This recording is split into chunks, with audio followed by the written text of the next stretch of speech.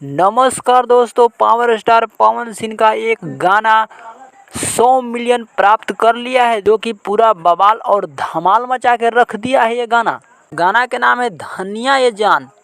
उसी वीडियो के बारे में बताने वाले हैं, तो वीडियो में बने रहें, शुरू से लेकर लास्ट तक देखते रहें। लगभग 1 महीना पहले इस गाना को रिलीज किया गया था, धनिया ये जान, उषा फिल्म के यूट्यूब चैनल से। धनिया ये जान जैसे ही ये गाना आया, पूरी तरह से बवाल और धमाल मचाना स्टार्ट कर दिया और 100 मिलियन व्यूज प्राप्त कर लिया है। जहां देखो जहां धनिया ये जान यही गाना बज रहा है पूरा मार्केट में, और पवन सिंह का ये गाना आज शतक लगा दिया। इस गाने को लिखे हैं विजय चौहान और म्यूजिक दिए हैं विकास यादव, और इस गाना को गाए हैं पावर स्टार पवन सिंह और शिल्पी राज। अगर आप इस गाना को नहीं देखे हैं तो चले जाइए उषा फिल्म के यूट्यूब चैनल पर और 100 मिलियन व्यूज प्राप्त कर लिया है। तो ज़्यादा ये गाना बज रहा है, अगर आप नहीं सुने हैं तो जा करके सुनिए।